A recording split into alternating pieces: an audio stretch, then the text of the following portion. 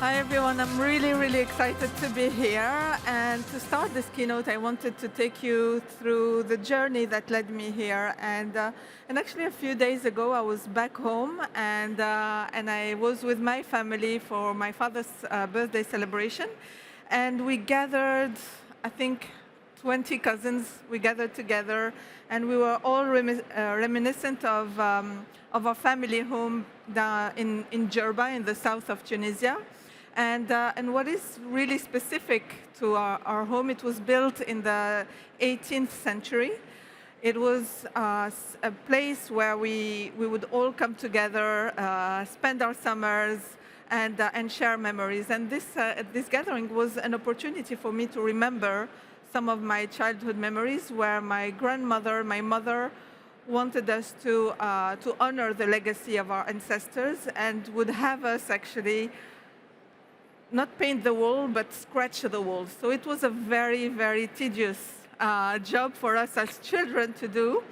And although it's probably because we were a cheap labor or easy to control, they wanted us to put our hands deep into in the paint and understand actually what has been done to this house and who are the workers, the people who made it work. So some tiles were handmade, imported from Italy. The woodwork was from Morocco, and it was an incredible privilege for me to grow up there because I was able to see firsthand and experience craftsmanship and things that took time to build and stood also the test of time.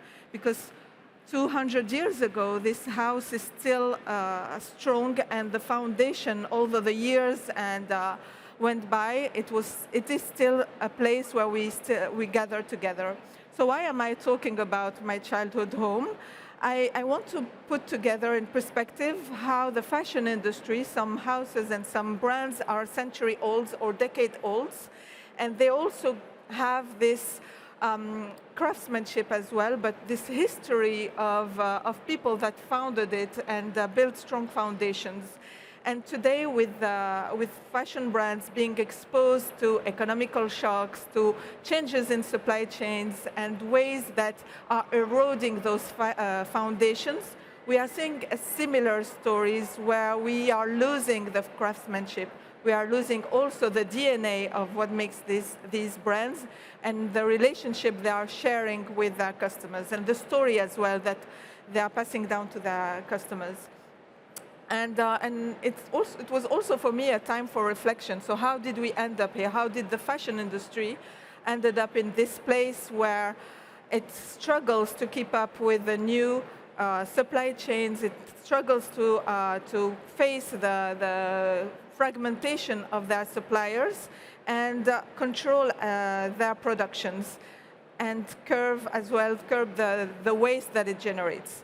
And throughout my career, I also had the chance to work with suppliers and work with production and see what are the points of frictions that lead brands to those types of waste, and where they are also losing control in putting together their connection of suppliers. And that is what is preventing brands to build up a stronger and more resilient business models, implementing as well circularity in their businesses.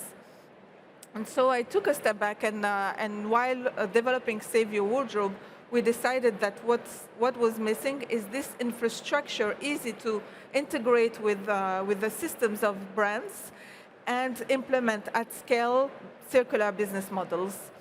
And although regulations are a great way to incentivize brands, just like my grandmother wanted us to scratch the walls, paint the windows, sand the woods, we were all feeling like it was a chore rather than something we were completely motivated to. So we wanted to change with Save Your Wardrobe that narrative, bringing the regulations, so whether it's the right to repair in EU, La Loi AGEC in France. We wanted to make sure that when brands are implementing circular business models, these made sense with their own businesses.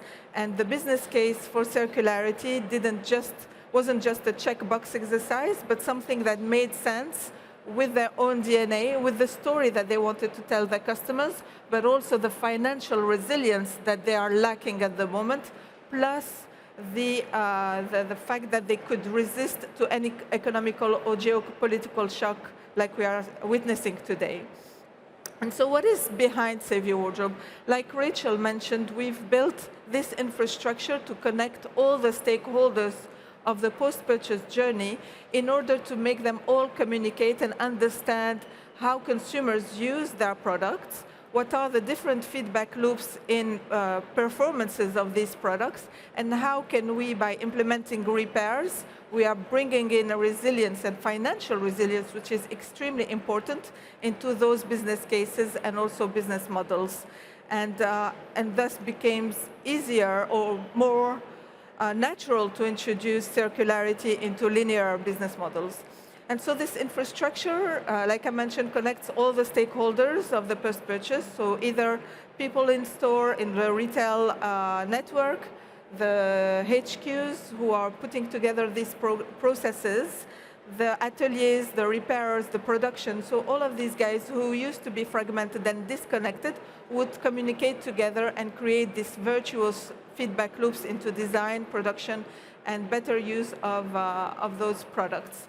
And so we've launched in, so we had the idea actually, and this is something really interesting. When I pitched this idea of bringing the repair in 2017, brands were not necessarily very sensitive or listening to this kind of change in their processes. And throughout the years, we realized that repairs made sense ethically, but also business-wise, and the need for a technological platform to connect all these steps made more and more sense. Throughout the year, we managed to onboard groups like LVMH. We also onboard brands such as Mage, Sandro Mage, and the whole SMCP group. But we are also looking at how this business model of repair and care could scale beyond just the user platform. How can we really embed it in the systems, and how it makes it is part of our day-to-day journey as a consumer, and change as well the consumption behaviors. And we found that one essential element, is consumer adoption and consumer lifestyle.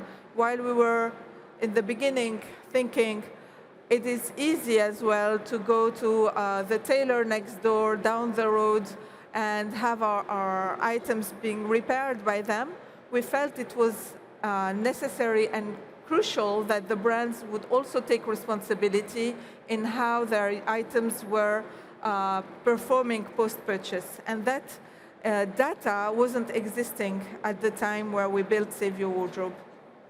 And I find it incredibly interesting that we as consumers break the relationship with brands at the moment of purchase, when there is a whole new narrative that has been completely ignored, and that we are now looking at enriching for customer loyalty, for moments where we look at our brands as the value, those who are holding the values that we want to preserve, those who are also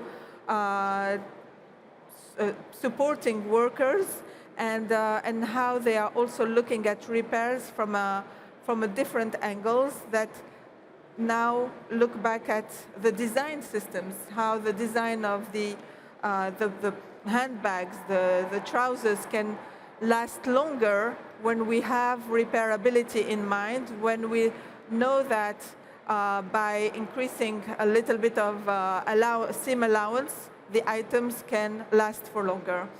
And because of that, Save Your Wardrobe has grew slowly but surely, and it has been an incredible journey as well to understand what happens production-wise, what happens as well from a day-to-day perspective, where users are coming back to the store, voicing their concerns, but also trying to get the attention of their favorite brands. And so that has been an incredible loyalty system as well for the brands to bring back their clients and have a nice storytelling about how the craftsmanship has been built behind the items, their favorite items.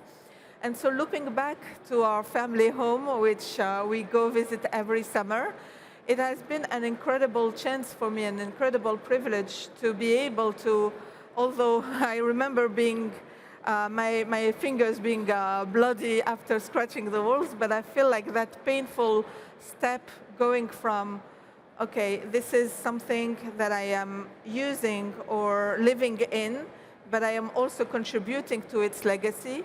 I am also contributing to the fact that I want it to last for longer. I know who has been making my items, my clothes, my products, and I also want to honor that and make sure that the brands who I'm buying from may invest in their relationship with their workers, invest as well in the invisible repairers, what we call the superhero, the hidden heroes, unsung heroes of the fashion industry that are building resilience and weaving that resilience into each seam and each stitch of the items that we every day maybe take for granted or really appreciate because they have been passed down to us.